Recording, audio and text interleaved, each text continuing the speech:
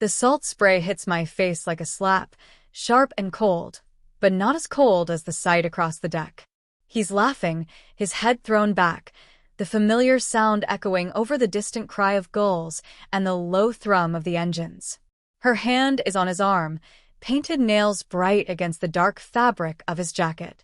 It's the jacket I bought him last Christmas. He turns, catches my eye across the glittering expanse of the main deck under the afternoon sun. His smile freezes. The laughter dies. The air crackles, thick with unspoken things, the vast blue ocean suddenly feeling like the walls of a cage. This isn't how our anniversary cruise was supposed to start. This isn't how any of this was supposed to be.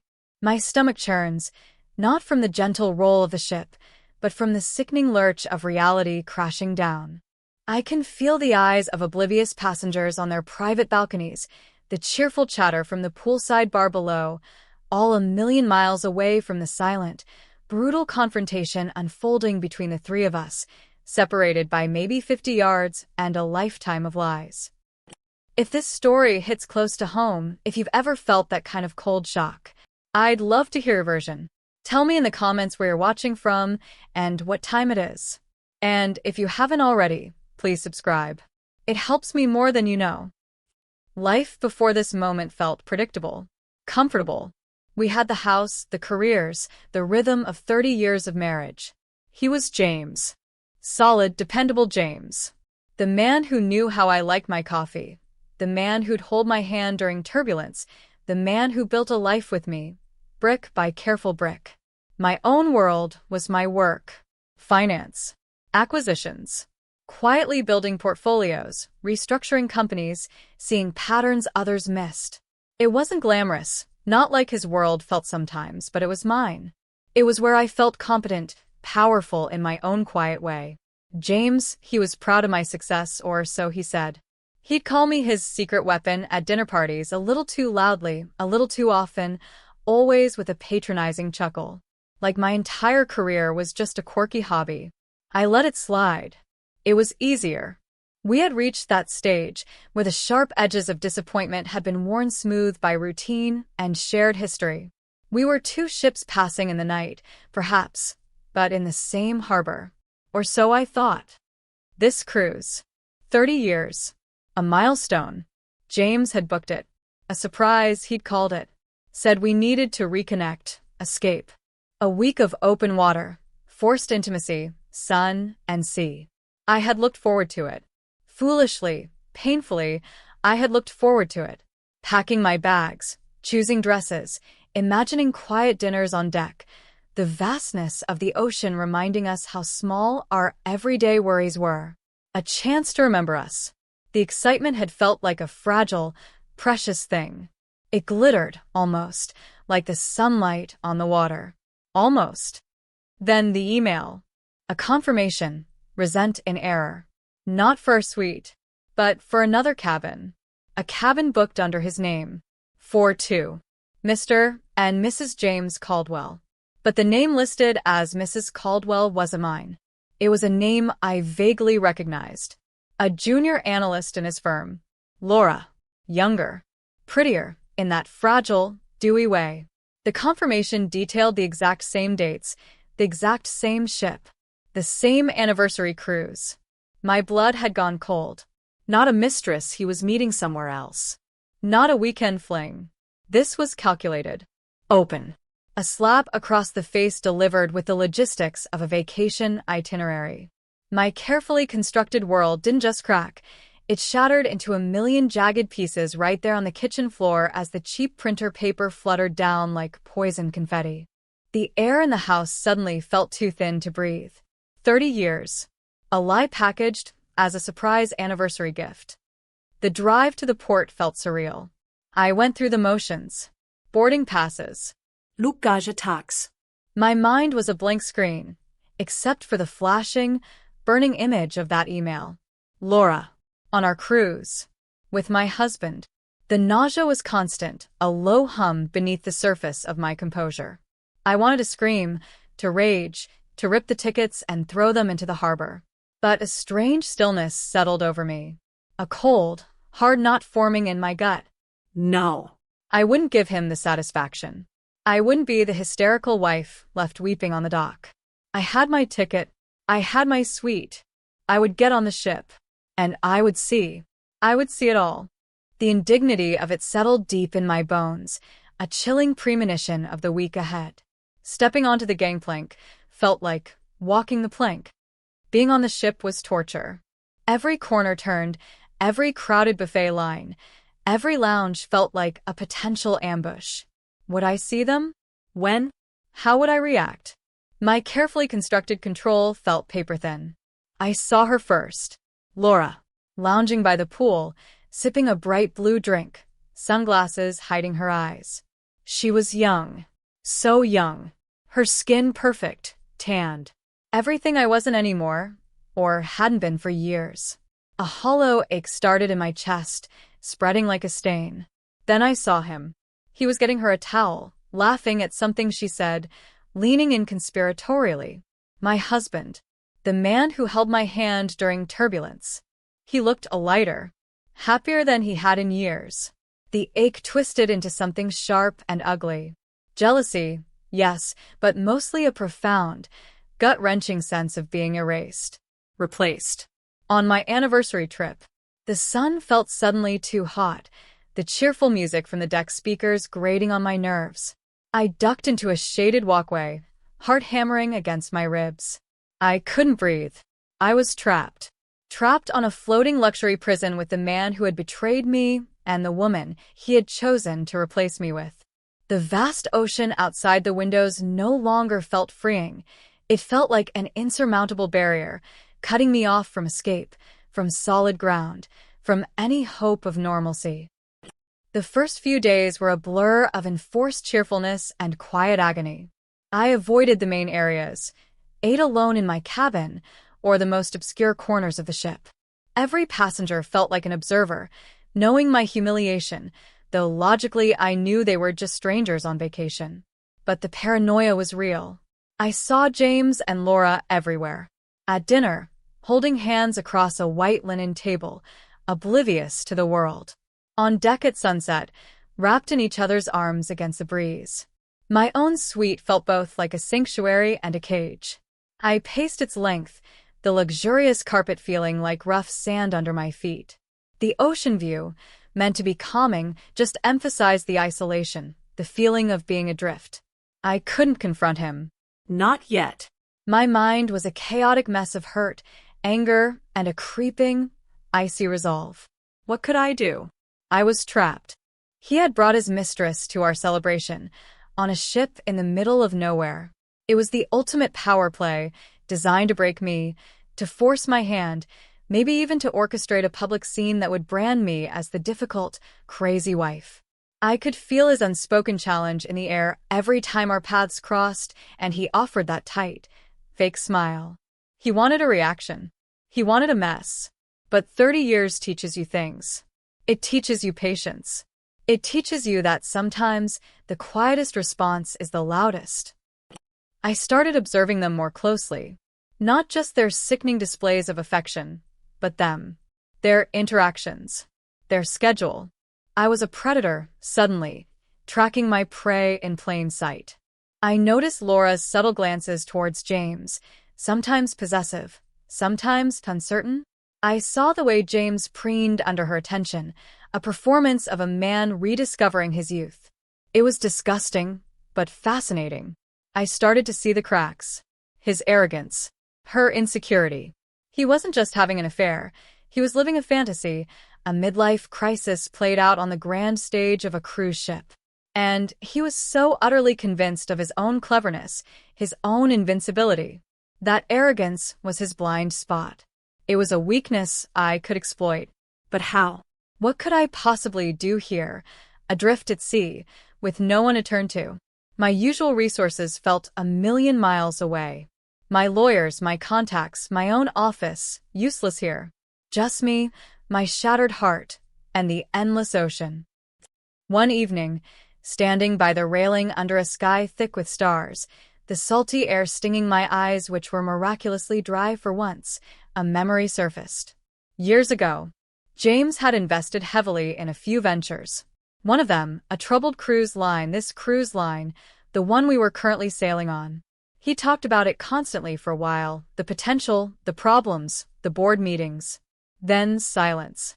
He'd said the investment went south, a loss, nothing to worry my pretty little head about. I'd accepted it. Back then, I accepted a lot of things. But my own career, my deep dive into corporate structures, into hostile takeovers and distressed assets, had taught me to question everything, especially financial black holes. A seed of suspicion had been planted years ago, dormant, waiting for the right conditions to sprout. And here I was, on that very cruise line's ship, with him and his mistress. The pieces suddenly, violently began to click into place. His sudden insistence on this cruise line for our anniversary. His strange, possessive pride when he spoke about it, even after claiming the investment failed. What if it hadn't failed? What if he was still involved? What if he was involved in something not entirely above board? My mind raced. My quiet investments over the years. My deliberate accumulation of wealth, separate from his. My habit of buying up shares in troubled companies, seeing the value where others saw ruin. It wasn't just a hobby, it was my power. It was my armor. And one of the companies I had been quietly targeting, accumulating stock in through shell corporations and offshore accounts, seeing the deep, undervalued potential, was this one. Meridian Cruise Lines. The very ship beneath my feet was a vessel I was already on the path to owning. The irony was a bitter, burning poison. He had chosen the stage for his grand betrayal, completely unaware that the stage itself was already mine. The cold knot in my stomach loosened slightly, replaced by a steely, thrilling certainty. This wasn't just about revenge for his infidelity anymore. This was about justice, about power, about reclaiming everything he thought he could take from me, starting with my dignity and ending with the ground beneath his feet. The midpoint shift wasn't just an emotional realization, it was a strategic revelation. His betrayal, instead of destroying me, had just handed me the ultimate weapon, dressed up as an anniversary gift. He had brought his mistress to my execution, but he hadn't checked if the executioner was on his payroll or mine. Knowing this changed everything. My perspective shifted from that of a trapped victim to that of a predator, patient and calculating. The ship was no longer a prison. It was my hunting ground. James and Laura weren't just tormentors.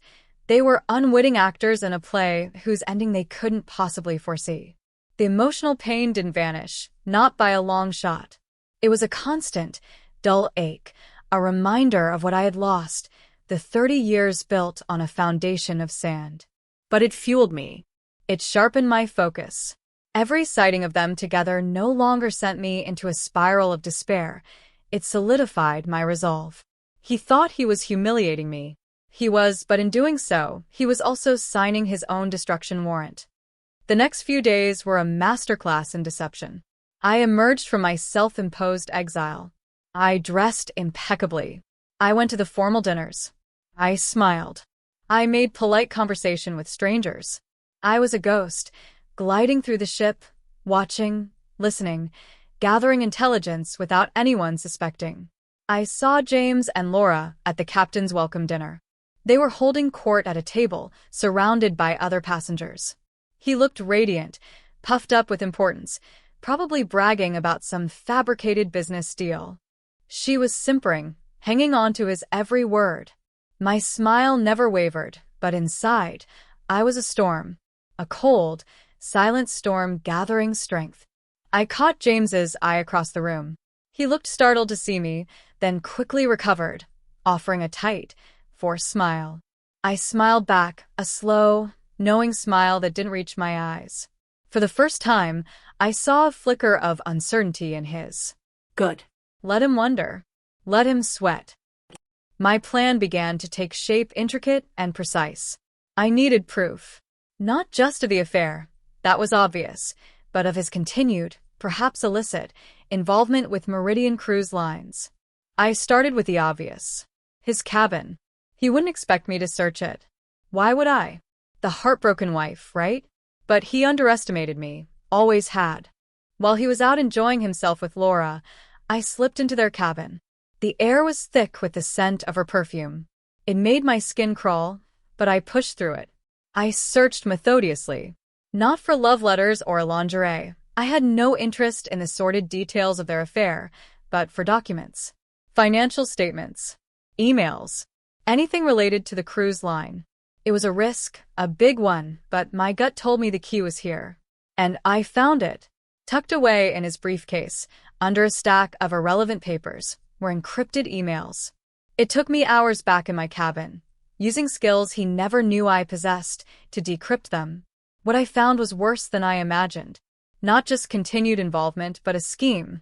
A plan to manipulate the stock price, to defraud minor shareholders, to ultimately seize more control through illicit means. And it was tied to his other ventures, a tangled web of deceit that went far beyond a simple affair. My heart hammered, not from fear, but from the sheer, validating rage. He wasn't just a cheat. He was a criminal. And he had used my anniversary cruise as a cover. The discovery of the emails solidified everything. The anger felt less like a hot, blinding rage and more like a cold, hard stone in my chest. It settled my nerves. It gave me clarity. There was no going back now. This wasn't just about ending a marriage. It was about dismantling a fraud. And he had provided the perfect setting for its unraveling. The beautiful, oblivious ship, gliding through paradise, would become the stage for his downfall. The stakes felt astronomical now. Not just my personal life, but potentially legal consequences, his reputation, my own future, the future of the cruise line itself. Every interaction with him became a tightrope walk. I had to maintain the facade of the wounded wife, perhaps slightly distant, slightly sad, but not suspicious. It was emotionally exhausting, a performance worthy of an Oscar every time I encountered him or Laura. Seeing them together was still a knife twist, but I had learned to compartmentalize. The pain was the fuel, the secret knowledge the engine. I spent hours in my cabin, poring over the decrypted emails, cross-referencing names and dates with information I could access remotely through secure channels using my own untraceable devices. I confirmed my suspicions. My quiet, strategic acquisitions over the past few years had culminated in me holding a significant, controlling stake in Meridian Cruise Lines. A controlling stake he was completely unaware of. He thought he was playing chess. I was playing Go on a board he didn't even know existed. His scheme to manipulate the stock and defraud others directly threatened the company I was in the process of stabilizing and turning around. He wasn't just betraying me, he was trying to sabotage my business. That felt like the ultimate insult. He didn't just discard our shared life. He tried to trample on the life I had built independently. The ship continued its journey, oblivious. Days melted into a rhythm of sea and sun and underlying tension. Formal nights meant seeing them dressed up, looking every bit the happy couple. I would watch from a distance, sipping my champagne, my smile fixed, my eyes cold. Laura seemed to be growing more comfortable, more possessive. James seemed more relaxed, more openly affectionate with her in public. He was getting sloppy. Confident he had won. That I was defeated. It was almost pitiful, if it wasn't so enraging. He had no idea the trap he was sailing into. The trap I was setting, using his own arrogance and this very ship against him. The captain's dinner was scheduled for the final night. À tradition. The perfect opportunity. The perfect stage. I needed the captain involved. He was the highest authority on this floating city. I needed the reveal to be official, undeniable, and public enough to ensure James couldn't simply bluster his way out of it later. It was a delicate maneuver. I couldn't reveal everything. Not yet. Just enough to orchestrate the moment. I requested a private meeting with the captain, citing an urgent, confidential legal matter related to the cruise line. He was initially hesitant, busy with the usual duties, but the tone of my voice, the quiet authority I projected, must have conveyed the seriousness. Or perhaps it was simply that I was a passenger in the most expensive suite, and they were trained to accommodate. Either way, he agreed to see me. Meeting Captain Anderson was like stepping into another world, away from the artificial sparkle of the passenger decks. His office was functional, calm, filled with maps and charts. I explained my situation carefully. Not the affair, not the personal betrayal, that was irrelevant to him. But my identity as a major shareholder, my concern about recent irregularities I had uncovered regarding the company's management and stock manipulation, I had to be vague, hint at impending legal action, and my need for a symbolic, undeniable act of ownership assertion before we docked. I showed him authenticated proof of my substantial holdings, enough to warrant his attention. I explained the significance of the timing, the need for discretion, and why I needed him to personally deliver a specific set of documents to me at a specific, high-profile event. The captain, a seasoned man with sharp eyes and a steady demeanor, listened intently. He understood authority, respected power. My quiet confidence, backed by undeniable proof of my financial stake in his company, seemed to resonate. He asked probing questions, ensuring I wasn't just a disgruntled passenger with a vendetta. I answered truthfully, but strategically, framing it as protecting shareholder value and the integrity of the company. It was a business matter, albeit one intertwined with a deeply personal drama. After a long pause, he nodded. He understood. Or perhaps he simply recognized a force of nature he shouldn't stand against. He agreed to my request. The stage was set. The final night. The captain's dinner. The final night arrived, the air thick with the manufactured nostalgia of a vacation ending. Passengers were exchanging contact information, talking about favorite ports, already planning their next trip. I felt none of it. My stomach was a tight, cold knot. Tonight was the night. My heart hammered against my ribs, a frantic drumbeat beneath my calm exterior. I dressed meticulously. Not in a flashy dress, but something elegant, understated, powerful. Dark, flowing silk. My armor. My face in the mirror looked like a stranger's, pale, eyes sharp, a thin line for a mouth. The woman in the mirror wasn't the wife who had packed for a romantic getaway. She was the woman who had spent a week in hell and emerged with a plan forged in ice. The captain's dinner was held in the main dining room, a grand, multi-level space glittering with chandeliers. The air buzzed with anticipation. James and Laura were already there, seated at a prominent table near the captain's own. Laura was wearing a sparkling dress, her smile wide and artificial. James looked relaxed, confident, the master of his domain. He saw me enter, alone, and that flicker of surprise crossed his face again, quickly masked by a smirk. He probably thought I was making a pathetic last-ditch effort to salvage something, to beg or make a scene. He had no idea. I was seated at a table across the room, strategically positioned to have a clear view of the captain's table. The dinner began. The usual polite chatter, the clinking of silverware, the distant sound of the ship's engines. Every bite of food felt like ash in my mouth. My eyes were fixed on James. I watched him laugh, saw him lean in to whisper something to Laura, saw him raise his glass in a toast. He was celebrating. Celebrating his infidelity, his perceived victory, the humiliation he thought he had inflicted on me. The rage simmered, but it was controlled, focused. Then the captain rose. The room quieted. He gave a standard speech, thanking the passengers, praising the crew, talking about the success of the voyage. And then he paused. His eyes scanned the room, found mine. A silent acknowledgement. My heart leaped into my throat. It was time. He cleared his throat. "Ladies and gentlemen," he said, his voice carrying clearly across the vast room, "before we conclude this wonderful evening, I have a brief, important announcement." He turned slightly, gesturing towards a member of his crew who approached him, carrying a large, official-looking binder and a stack of papers. The crew member handed them to the captain. James was watching, a curious look on his face. He probably expected some award ceremony or a presentation about the ship's history. The captain held up the binder. "This evening," he continued, his voice formal, "we are joined by a passenger who recently finalized a significant transaction concerning the ownership structure of Meridian Cruise Lines. This is a pivotal moment for the company's future, and on behalf of the board and crew, it is my honor to acknowledge our new principal owner." He turned fully towards my table. My breath hitched. James's head snapped towards me, his eyes widening in confusion, then disbelief. Laura's smile vanished.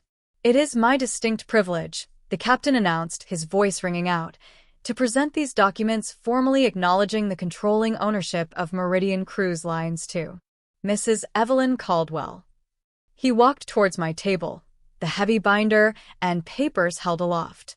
Every eye in the room followed him. The clinking of silverware stopped. The room was silent. I rose slowly, my legs feeling like lead, yet my head held high. James was half out of his seat, his face ashen, his eyes wild. He looked like he'd been struck by lightning. He stammered my name, a question, a plea, a curse.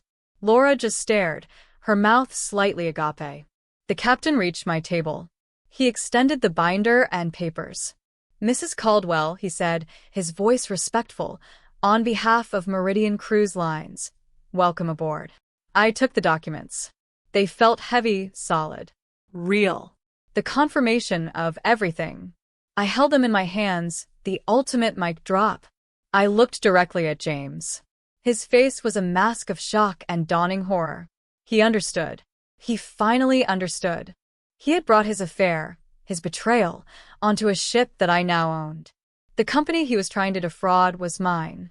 The ultimate humiliation wasn't mine, it was his. His lips moved, but no sound came out. His eyes rolled back slightly. He clutched at his chest. Laura cried out, a sharp, startled sound. And then, James Caldwell, my husband of 30 years, the man who thought he could discard me so easily, crumpled. He collapsed back into his chair, then slid slowly to the floor, a heap of expensive clothes and broken ambition. The room erupted in gasps, chairs scraping back. Laura screamed, scrambling to his side. The immediate aftermath was chaos. Crew members rushed forward. A doctor was called for. James was attended to, the center of a sudden, frantic scene on the floor of the elegant dining room. Laura was crying hysterically, hovering over him. I remained standing, holding the ownership papers.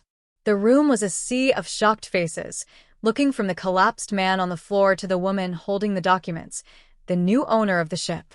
Captain Anderson stayed by my side for a moment, a silent, supportive presence. The focus shifted. The romance, the anniversary, the affair, all faded into the background, replaced by the stark reality of power and its sudden, brutal transfer.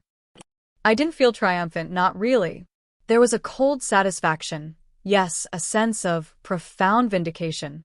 But mostly there was an emptiness. Watching him collapse wasn't the glorious moment of revenge I might have fantasized about in my darkest hours. It was just an ending. A messy, undignified ending to 30 years. The man I married was gone long before he fell to the floor. This was just the final, physical manifestation of his collapse. The air in the room changed. The cheerful vacation atmosphere evaporated, replaced by a tense, somber quiet punctuated by Laura's sobs and the hushed voices of the crew.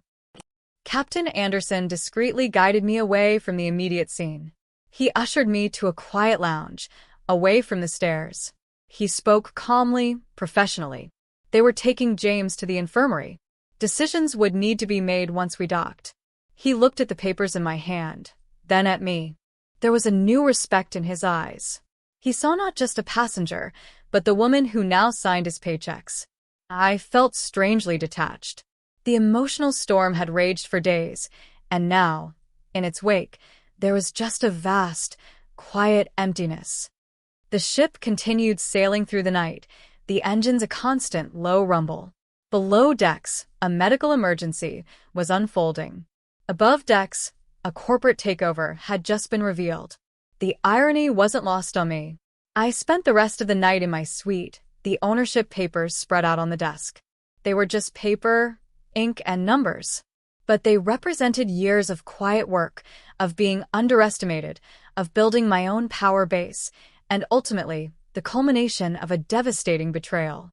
I thought about James, about the life we built, about how it had unraveled into this. I thought about Laura, the other woman, now probably terrified and facing an uncertain future alongside him. I felt no pity for either of them, only a profound, bone-deep weariness. My victory felt cold. Hard won, yes, but at what cost? I had my company. I had my independence. I had exposed his deceit on a grand scale. But I had lost my marriage, my perceived past, the comfortable illusion of a shared future. Standing on the balcony as the first light of dawn touched the horizon, the ship nearing port, the sea stretching endlessly before me, I realized something fundamental. He thought he could take everything from me. He thought he could leave me with nothing. But he had forgotten that I had built my own world, brick by careful brick, piece by piece, in the quiet hours he never noticed. He had given me this cruise as a weapon against me, and I had turned it into the instrument of his undoing. The ship was beautiful in the morning light, a symbol now not of betrayal, but of resilience, of unexpected power found in the darkest moments. I owned it, all of it, and the future, uncertain and vast as the ocean, was finally, irrevocably mine. If this story resonated with you, if you've ever found strength you didn't know you had when everything fell apart, I'd love to hear your thoughts. Drop a comment with where you're listening from and what time it is. Thanks for being here. Subscribing helps bring more of these stories to life.